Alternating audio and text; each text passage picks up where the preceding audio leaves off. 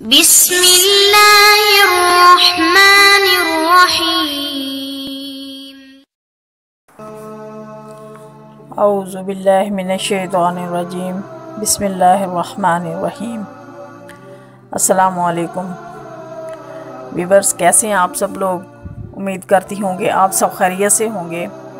اللہ تعالیٰ سے دعا ہے کہ اللہ تعالیٰ ہم سب کو اپنے حفظ و امان میں رکھے اور تمام دکھوں، تکلیفوں، پریشانیوں اور مصیبتوں سے نجات دے، آمین ثم آمین۔ تو ویورز، آج میں آپ کے ساتھ ذات و صفات باری تعالیٰ کے بارے میں کچھ شیئر کر رہی ہوں۔ اللہ تبارک و تعالیٰ کی ذات وحدہ لا شریک ہے۔ عقیدہ توحید کی اصلیت یہ ہے کہ اللہ تبارک و تعالیٰ کو اس کی ذات میں بھی اور صفات میں بھی اور صفات کے تقاضوں میں بھی یکتا اور بے مثال تسلیم کیا جائے۔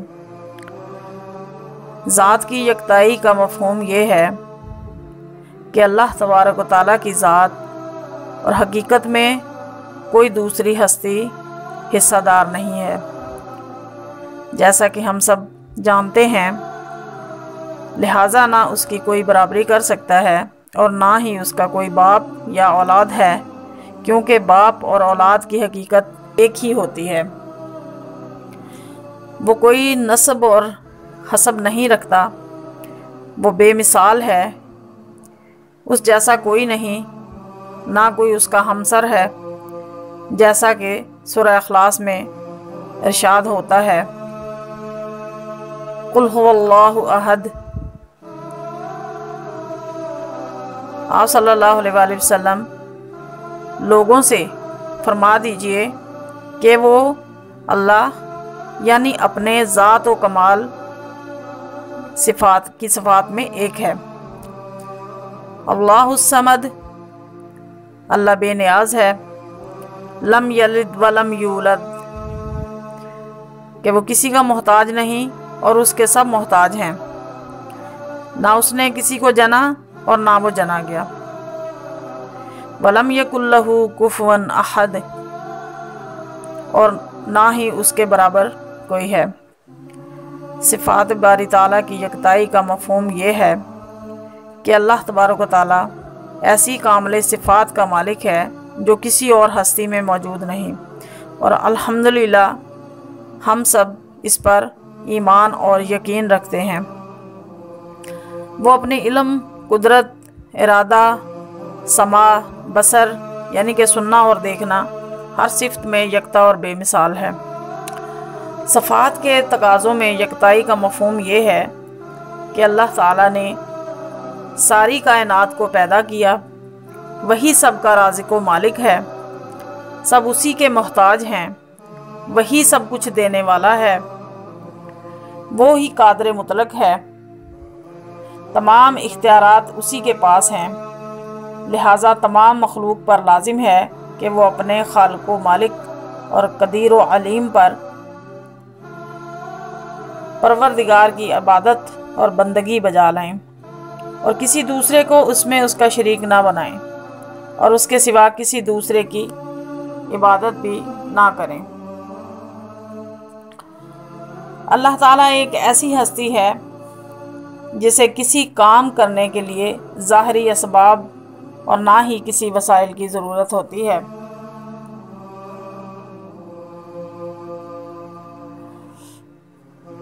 وہ جو کام کرنا چاہتا ہے بس کن کہتا ہے کہ ہو جا، اور وہ کام ہو جاتا ہے۔ اس حقیقت کو قرآن مجید میں بار بار واضح کیا گیا ہے۔ مثلاً سورہ یاسین میں ارشاد ہوتا ہے، اَوَلَيْسَ الَّذِي خَلَقَ السَّمَاوَاتِ وَالْأَرْضَ بِقَادِرٍ عَلَىٰ أَن يَخْلُقَ مِثْلَهُم بَلَىٰ وَهُوَ الْخَلَّاقُ الْعَلِيمُ إِنَّمَا أَمْرُهُ إِذَا أَرَادَ شَيْئًا أَن يَقُولَ لَهُ كُن فَيَكُونُ۔ بھلا جس نے آسمانوں اور زمین کو پیدا کیا، کیا وہ اس بات پر قادر نہیں کہ ان کو پھر ویسے ہی پیدا کر دے؟ کیوں نہیں، وہ تو بڑا پیدا کرنے والا ہے اور علم والا ہے۔ اس کی شان یہ ہے کہ جب وہ کسی چیز کا ارادہ کرتا ہے تو اسے فرما دیتا ہے کہ ہو جا تو وہ ہو جاتی ہے۔ تو اس میں مولانا ظفر علی خان کا ایک شعر ہے، گواہی دے رہی ہے اس کی یکتائی پہ ذات اس کی، گواہی دے رہی ہے اس کی یکتائی پہ ذات اس کی، دوئی کے نقشے سب جھوٹے ہیں سچا ایک نام ہے اس کا۔ تو الحمدللہ ہم سب اس بات پر اتفاق کرتے ہیں اور یہی ہمارا عقیدہ ہونا چاہیے، اور یہی اسی عقیدے کی بنا پر ہم ایمان والے کہلاتے ہیں، ہم مومن کہلاتے ہیں، ہم مومن کہلانے کے حقدار ہیں۔ تو یہ ہے کہ کوئی بھی کام ہو، کسی بھی کام کو جب ہم اپنے رب سے اپنے مقصد کے لیے دعا کرتے ہیں تو اللہ تعالیٰ کے لیے کچھ مشکل نہیں کہ وہ ہمارا کام بغیر کسی رکاوٹ کے نہ کرے۔ اللہ تعالیٰ کے لیے کچھ مشکل نہیں۔ تو آج اس چیز کو واضح کرنے کے لیے میں نے اللہ تبارک و تعالیٰ کی ایک صفت بیان کی ہے۔ اللہ تبارک و تعالیٰ کی اتنی صفات ہیں کہ ہم بیان کرتے زندگی گزر جائے، لیکن اللہ تعالیٰ کی صفات ہم بیان نہیں کر سکتے۔ تو انتہائی معذرت کے ساتھ ایک چھوٹی سی اللہ پاک کی صفت میں نے آپ کے ساتھ شیئر کی، اور دوسری بات اللہ تعالیٰ کے کن کہنے کا جو ہے مقصد، یہ ہم تمام باتیں ذہن سے نکال دیں کہ سوائے اللہ تعالیٰ کی ذات کے جو ہمارا ذہن ہو کبھی کہ ہم خود سے اپنی محنت سے کچھ کر سکتے ہیں، تو یہ بات جھوٹ ہے۔ جو اللہ تعالیٰ کے کوئی کام ایسا نہیں ہے جو اللہ تعالیٰ کی مرضی کے خلاف ہو اور جو اللہ تعالیٰ کی مرضی کے بغیر ہو۔ تو یہاں پر اب تھوڑی سی میں اس بات کی آپ کے ساتھ رسول اللہ اس بات کی میں اللہ تعالیٰ کی یعنی کہ محبت جو ہے اس کے بارے میں تھوڑی سی وضاحت کروں گی کہ ہم اس وقت اپنے رب سے مانگتے ہیں جب ہم اپنے رب سے محبت دل میں رکھتے ہیں۔ تو جتنی ہماری اللہ تعالیٰ سے محبت ہوگی، جتنی ہماری مانگنے کی تڑپ ہوگی، تو ہمارا رب جو ہے وہ اس کے لیے تو کچھ مشکل نہیں، ہم اس کے کن کہنے کے محتاج ہیں، بس وہ کہتا ہے کہ ہو جا تو وہ کام ہو جاتا ہے۔ تو میں نے یہاں پر سورہ یاسین کی ایک آیت جو ہے آیت مبارکہ، وہ آپ کو میں نے یہاں پڑھ کر سنائی، صرف اس وجہ سے کہ کوئی بھی کام اللہ تعالیٰ کی مرضی کے بغیر نہیں ہوتا، اور جب ہم اپنے رب کا دامن پکڑ لیتے ہیں سچے دل سے، اپنے رب کی محبت کو دل میں رکھتے ہوئے، اور ہم اپنے رب سے مانگتے ہیں، تو وہ ہمارا رب ہمیں ضرور عطا کرتا ہے، سوائے اللہ تعالیٰ کی ذات کے کوئی عطا نہیں کرتا۔ تو یہاں پر ایک بات قابل ذکر ہے کہ دیکھیں کہ اللہ پاک کے گھر دنیا میں کتنے ہیں، مسجدیں ہیں، اللہ تعالیٰ کے گھر ہیں، گلی گلی محلے محلے میں مسجدیں بنی ہوئی ہیں، یعنی کہ کوئی کمی نہیں ہے، حتیٰ کہ مسجدیں زیادہ ہیں لیکن نمازیوں کی کمی ہے، اور بہت سارے ایسی جگہ ہیں جہاں پر مسجدوں پر قبضے ہوئے، مسجدوں کو شہید کیا گیا، ان کی جگہ پر اور عمارتیں تعمیر کی گئیں۔ تو ان میں سے ایک ترکی کی مسجد تھی، تو جسے ہم جو ہے حال ہی میں وہاں کے صدر نے آزاد کروایا اور اس مسجد کو دوبارہ سے بحال کیا گیا،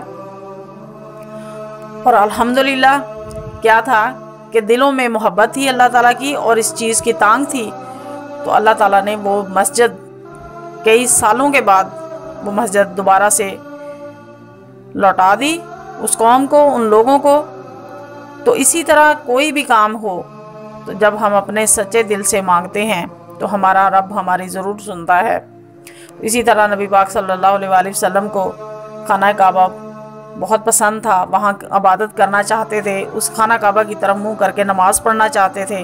تو جیسے بیت المقدس کی طرف 16 اور 16-17 ماہ کے دوران آپ وہاں اس طرف منہ کر کے نماز پڑھتے رہے، لیکن دل میں یہ اللہ تعالیٰ کی گھر کی آس رکھی کہ یا اللہ پاک مجھے وہ قبلہ پسند ہے، مجھے وہ قبلہ لوٹا دے۔ تو جب دل میں سچے دل سے محبت کے ساتھ اللہ تعالیٰ سے مانگا تو دیکھو اللہ نے کیسے وہ قبلہ ان کو جو ان کا پسندیدہ تھا تو وہ ان کو لوٹا دیا۔ تو یہاں پر حب الہی سے مراد یہ ہے کہ محبت کے معنی یعنی کہ دل کی چاہت اور قلبی ملان کے ہیں۔ اس میں صفائی ہونی چاہیے، دلوں میں صفائی ہو، اخلاص ہو، اور ثبات دوام کے معنی بھی پائے جاتے ہیں۔ حسی اور جبلی محبت ادنا قسم کی محبت ہے، مثلا لذت کے لیے محبت، اس محبت میں انسان اور حیوان برابر ہیں۔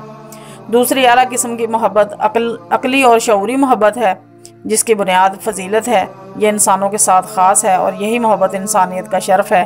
یہ محبت عقل کے تابع اور شرعی آداب کی پابند ہوتی ہے۔ عقلی اور شعوری محبت اس بات کا تقاضا کرتی ہے کہ اللہ تعالیٰ کی محبت سب محبتوں سے فائق ہے۔ اللہ تعالیٰ کی محبت کے ساتھ کسی محبت کی کوئی برابری نہیں۔ اس محبت کو انسانی زندگی میں مرکزی حیثیت حاصل ہے۔ اسی ایمان اور یقین کا نام اسی محبت کو ایمان اور یقین کا نام دیا جاتا ہے۔ تو یہاں پر ارشاد باری تعالیٰ ہے والذین آمنوا اشد حبا للہ، سورہ بقرہ آیت نمبر 125۔ اللہ تعالیٰ فرماتے ہیں اور جو لوگ ایمان لائے ہیں وہ تو اللہ کی محبت سب سے قوی رکھتے ہیں۔ پھر اللہ پاک ارشاد فرماتے ہیں وَلَٰكِنَّ اللَّهَ حَبَّبَ إِلَيْكُمُ الْإِيمَانَ وَزِينَتَهُ فِي قُلُوبِهِمْ، لیکن اللہ تعالیٰ نے تم میں ایمان کی محبت ڈال دی اور اس کو تمہارے دلوں میں سجا دیا۔ تو یہ ہے کہ محبت کا تقاضا یہ ہے کہ ہمارے دلوں میں اخلاص ہو، ہمارے دلوں میں جو ہے وہ صفائی ہو ہمارے دلوں کی، تو پھر اللہ تعالیٰ کی محبت ہمارے دلوں میں آتی ہے۔ اگر ہمارے دلوں میں ہمارے گناہوں کی سیاہی کے زنگ چڑھے ہوئے ہیں تو وہاں اللہ تعالیٰ کی محبت نہیں آتی۔ تو آج میں آپ کے ساتھ اللہ تعالیٰ کی محبت سے کے چند ایک اصول جو ہیں وہ شیئر کیے ہیں، تو امید کرتی ہوں کہ آپ کو پسند آئی ہوگی۔ اگر آپ کو میری ویڈیو پسند آئی ہے تو لائک کیجئے، شیئر کیجئے، اور ابھی تک اگر چینل کو سبسکرائب نہیں کیا تو چینل کو بھی سبسکرائب کیجئے۔ تو ملتے ہیں ایک نئی ویڈیو کے ساتھ، تب تک کے لیے اجازت دیجئے۔ اللہ حافظ، فی امان اللہ۔